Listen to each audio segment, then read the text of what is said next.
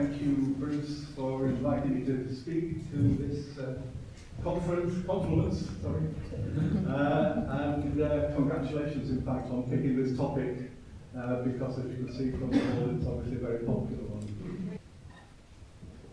So, yes, the question, how polluted is the Wharfe? So what's the answer to that question? I think the accurate answer is I don't know.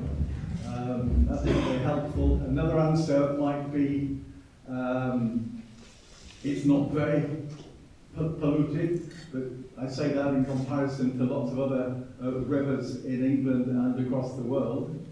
Another answer is, well, it depends which bit of the Wharfe we're talking about. Are we talking about the main river? Are we talking about the river and all the catchment tributaries? And I think we actually have to think about the river in the context of its catchment with the tributaries. And it also depends upon what pollutants we're actually interested in. There are lots of different freshwater pollutants. In fact, we might think about legacy pollutants, either things that's a result of human activity from the past. So it could be things like, for example, the lead pollution problem that occurs in Hepton Beck. There are still problems of acid rain in our moorlands, in fact, which are slowly improving. But then we also have emerging pollutants of considerable concern at the present time. Things like pharmaceuticals and microplastics that come out of our homes and out of farms and find their way into wastewater. These are kind of newish problems, post-1950 or so, where we're not quite sure about what the environmental impact.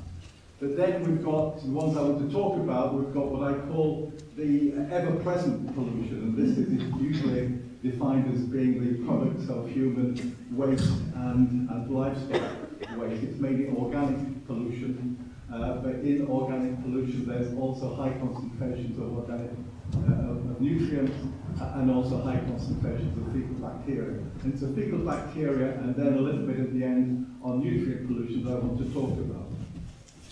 Here's the catchment, it's the Wharfe and the Lower Ouse. And the work I'll be talking about is entirely based upon the work we've been doing with citizen science along the valley, but mainly in Addingham and in Ilkley, based upon four or five projects that we've been conducting in the last few years. And you can see them here, the Addingham sites there, the Ilkley sites, and then we have a whole catchment study called Wharfe, which started right at the top of the catchment and ended right down at the confluence of the Wharfe with the Ouse. And then another project that focused very much on Upper Wharfe Dales. So it all began about 4 years ago when Ilkley residents became concerned that there were rather too many spills of untreated sewage coming into the Wharfe in the middle of Ilkley. And here you can see a picture of Karen Shackleton's of the storm overflow in Ilkley. And the impact of that is really quite clear to see. The water is not a very nice colour there. It's a brown colour, and of course you know what that colour comes from. There's, shall we say, lots of solids in there, but there's also, as I mentioned, nutrients and fecal bacteria. So there's a real aesthetic issue, but there's also a very strong pollution issue. And there's a concern about the extent to which this discharge of untreated effluent has a health risk associated with it. And in Ilkley, just downstream from the sewage works, there is a popular bathing beach. It's called Greenland's Island. There's also an even more popular beach upstream at the Cromwell. And so we've been really concerned about what the concentrations of fecal bacteria would be, both above the sewage works and through the sewage works, looking at the impact of the storm overflow, which is the first pipe that you see, and then the impact, additional impact of the treated effluent, which is the second arrow there, and then the impacts further downstream. So when we started, we were just interested in this stretch of the river and took samples, as you can see from those blue spots there, upstream and downstream of the main sewage works. Very simple process. using local angling friends. Here's Steve Cheetham and Steve Fairbairn, just taking a water sample, and the one on the right there, I think it's the first ever sample that we took. And so there's a nice date on there, which is the 29th of April 2019. So those samples we take down to a drop-off laboratory in Wakefield, and then they're transferred overnight down to Coventry, where they're analysed for two types of bacteria, Escherichia coli, or E. coli, as it's commonly known, and if we've got enough money, it's also analysed for intestinal enterococcus. So here are the pictures of those two bacteria.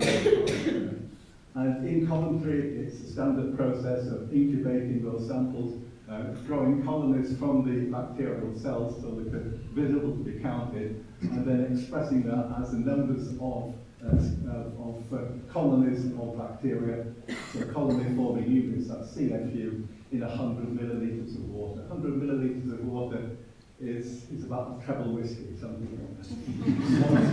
small one. So visualize the numbers in that amount there.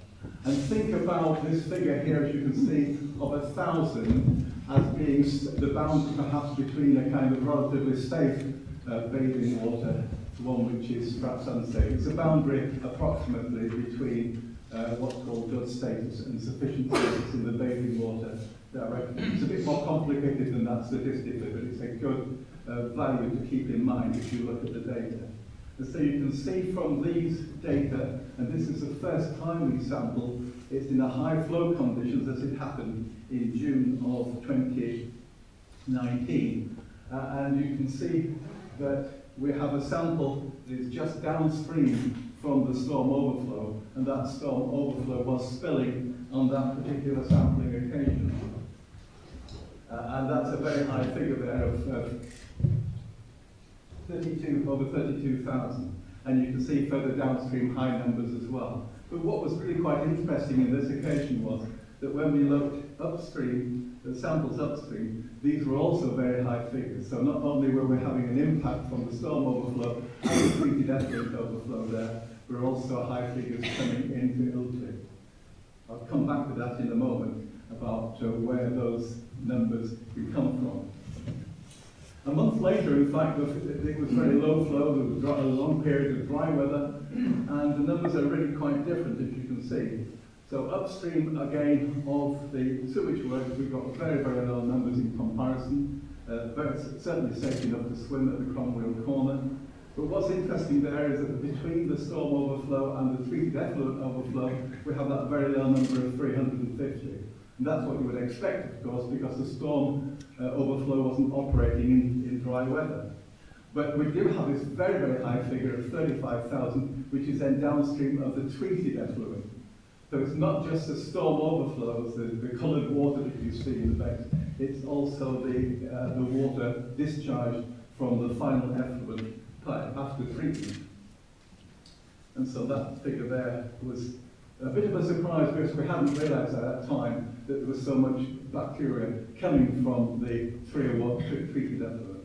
And treated effluent, of course, is actually wonderful. Here's a pipe at Ilkley, further down, you see the discharge point there.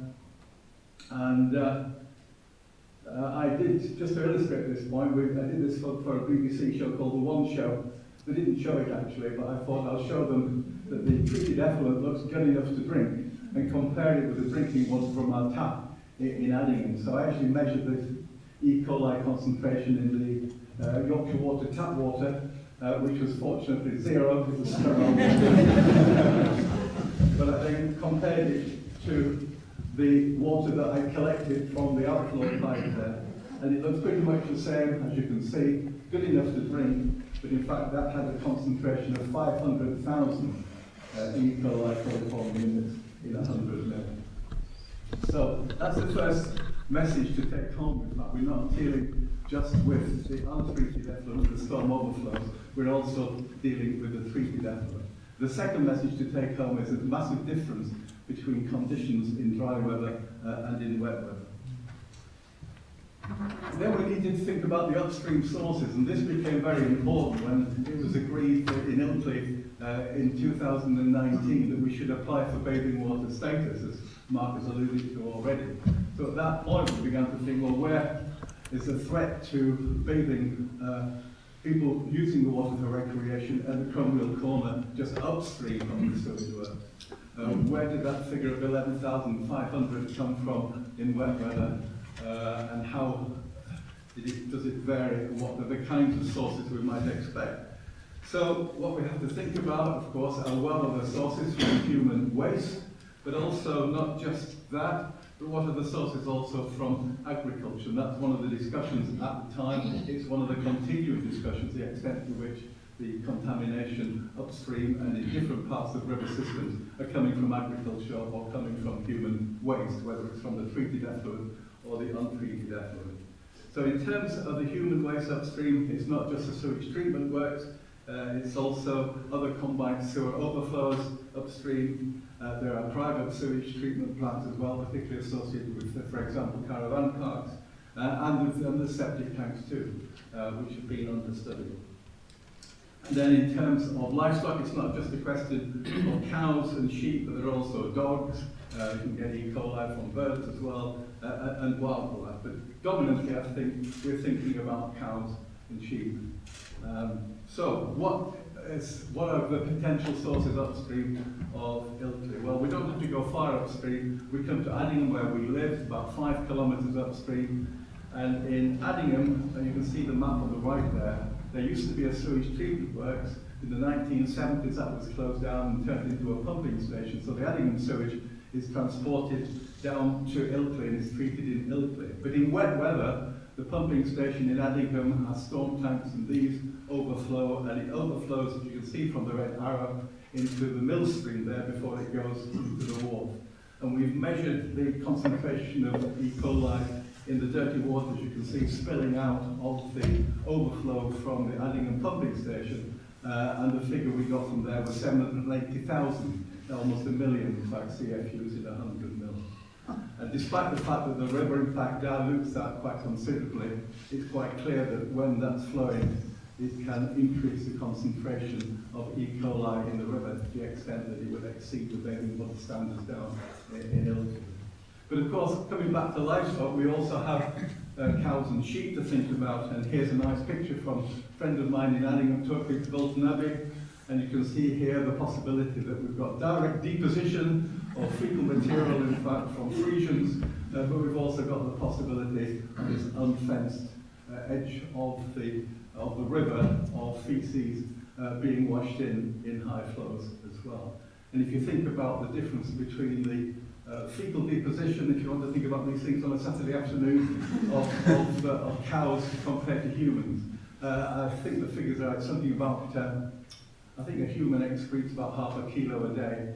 You multiply that by about 40 for an individual cow.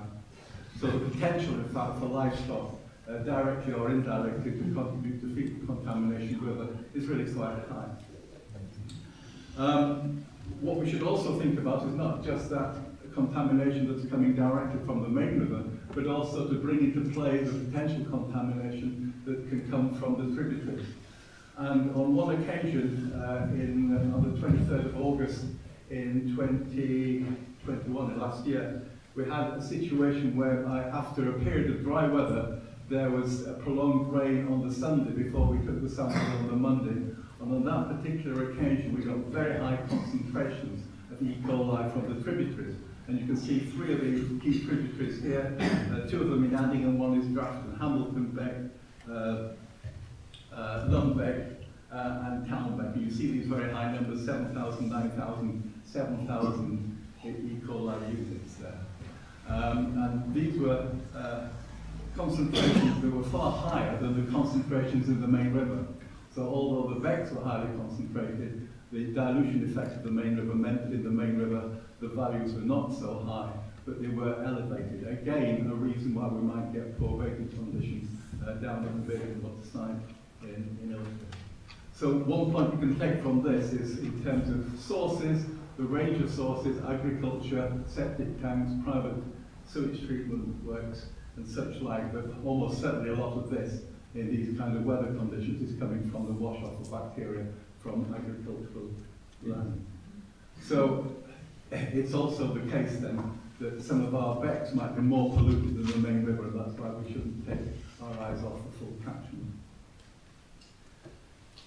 At this point, we were also got very interested in the extent to which Ilkley and the Ilkley region was different from the rest of the Wharfe, or the extent to which, in fact, pollution from Ilkley was carried downstream, the extent, how far upstream did you need to go before you could actually to find sources of contamination coming down to Ilkley. So we had this idea then, of why don't we look at the whole river? But to do that, it's pretty quite tricky, because the concentrations, as we know, vary massively in river flow. So if you're going to sample the whole river, you've essentially got to do it at the same time. I mean, with a PhD student, you couldn't, and two assistants, you couldn't do that. It would take a number of days, during which time, in fact, the conditions would vary. But this is a great thing about citizen science. We can get people into the field, train them up in taking samples, and sample all the time. So as you can see from the map here, it's divided into 5 zones from the top right the way down to the K-Wood at the confluence with the Ouse there. And we sampled the whole river, in fact, in a morning. And it meant that the data could be compared from one side to another side. And these are the results for E. coli, and in the red for intestinal enterococci. And they're quite striking in many ways. It is a snapshot, it will vary from day to day, but on this particular day, it was a high flow occasion, so the concentrations were high along the full length of the river. And you can see here, there's the Ilkley site, that spike, it stands out really quite clearly. And downstream from Ilkley, there's quite high concentrations, probably as we get the contamination coming in from all the different sewage works downstream from places like Ilkley and Wetherby and Tadcaster. But upstream, the great surprise was these high concentrations where we are, in fact, at the moment in Upper Wharfedale, to some extent related to perhaps the sewage works from Grassington, but that's where the Grassington sewage works, is that red arrow there. So you can see that there's actually more sources than just the sewage treatment works. And whether these are agricultural sources or whether there are private treatments, I'm not aware. Martin will be talking soon, and you may well be able to make a lot of light of the sort of comments that I'm making, because he's a professional. But there is one site further upstream from Grassington. I'm not sure whether I'm allowed to say these things, but Long Ashes is a private treatment plant, I assume, and I'm not quite sure what happens to the Long Ashes effluent, but in fact the increase occurs somewhere around that point in the river on these conditions. But again, just to emphasize the difference between concentrations in high and flow conditions, we wanted to follow up this observation about high concentrations in Upper Wharfedale, and we were lucky enough to have some funds from the Yorkshire Dales National Park Authority to look at this section in more detail the following year. But sadly, well, it was very interesting, but in one sense, sadly, the 3 times we sampled in April and June and July in that year, the river flow was very low. So we've got very, very contrasting conditions. And as you can see there, all the concentrations were very low, except at one site there, which is the Grassington, just downstream from the Grassington sewage treatment works. So in low flow, very low concentrations, with just some spikes associated with individual sewage treatment works. And in high flow, then we've got lots of other sources kicking in, and we still need to do more work, in fact, to identify those sources. So I want to just finish off with the last 3 or 4 minutes that I've got, talking about nutrient pollution that I mentioned. This is something that we're beginning to focus on more and more now, and we not just have, as I say, fecal bacteria from these discharges, but high concentrations of nutrients. We're talking about nitrates and phosphates, in particular in this kind of system, phosphorus pollution. And this is mainly coming from sewage and agriculture in the same way. Talking about phosphate pollution, nutrient pollution causes excessive algal growth on stones and other surfaces. And it causes a phenomenon that we call either nutrient enrichment or eutrophication. And it's a problem locally because it increases algal growth, it alters food webs, but it can also cause major problems downstream of eutrophication, for example in the Humber estuary and further down in coastal waters such as the North Sea. And in fact, this is one of the most common reasons why the rivers in Britain fail under the Water Framework Directive. And again, I'm not sure whether Martin's going to talk about this or not. And what does it look like? Well, here on the top left corner we can see algal, filamentous algae growing on a stone. Bottom left you can see a stone there, that's covered in filamentous algae. And then if we look at the microscope we can actually look at the actual individual filaments. And this is a species called Pledophora glomerata, or blanket weed, the kind of algae that you see on a garden pond. And again, it's very simple doing this kind of work. It's a bit more complicated than the fecobacteria in the field. We do a fair amount of field chemistry on the left there, pH, dissolved oxygen and temperature. But in the samples for nutrient chemistry, we need to send off to an expert lab to measure the concentrations of nitrate and phosphate. But the other thing that we can do is actually then use other types of algae called diatoms to indicate the condition of the river. And diatoms are really good indicators of eutrophication. And what we do there is we scrub the algae off stones, as you can see on the left there.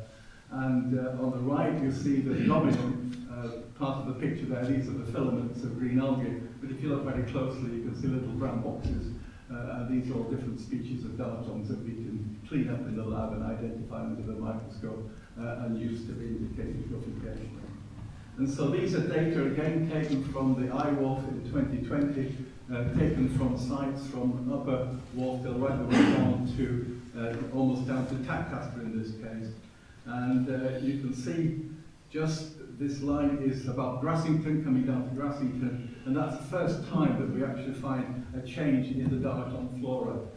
It's not very much, but it's that species you see in the top left-hand corner, this diatom called Nitsia palea suddenly appears, and that's an indicator of organic and nutrient pollution. And then the next big change occurs here, surprise again, it's Ilkley, it's at the Ilkley sewage works, and you can see that species at the top there. Bottom left-hand corner is a picture, and that species suddenly drops there, and the percentages decline, and other species occur. So the biggest change in ecology in the whole of that river occurs actually at the Ilkley sewage treatment works there. But there's also evidence from these data that there is a change occurring at Grassington as well. And if you look at the bottom there, I put phosphate in red. This is the primary nutrient. And again, you can see that change in the diatom assemblage chip occurs exactly at the point where the phosphorus increases in the river. And then just to finish off with this last main slide, is that coming back to Ilkley, we're now more and more interested in the differences between the pollution caused by the storm overflow with this organic pollution and the pollution caused by the treated effluents. The treated effluents are high in fecal bacteria and high in nutrient concentration, but low in organic matter, whereas they flow continuously, whereas the storm overflows are high in organic matter, high in nutrients, and high in fecal bacteria, but they flow only intermittently. And I think one of the things that's required in terms of research is to differentiate between the two. And we have data from a project we started this summer, funded by Ilkley Town Council, and you can see that the main change in the phosphate concentration occurs not downstream from the storm overflow, but just downstream from the treated effluent overflow, which is very similar to the fecal bacteria data that we were showing earlier. It's associated with the treated gut-to-drink effluent there. And we have diatom data for these sites as well, and that's where the diatoms change. The diatoms change and the phosphate changes downstream from the treated effluent plant, not the untreated one. So you want me to finish now, and I've got lots of key points here. And I've got some solutions here, my solutions. But to keep the time, I want to just say two final things. One is I've not mentioned climate change, but be very concerned about climate change. And this is a nice cartoon from the Sunday Times which there is a water company, could be Yorkshire Water, could be any water company, saying it's a disaster, there's no river to pump sewage into. Sorry, could you just share with us some of your solutions? Oh, I just wanted to keep on time. Do you want me to go back? You're allowed an extra minute. All right.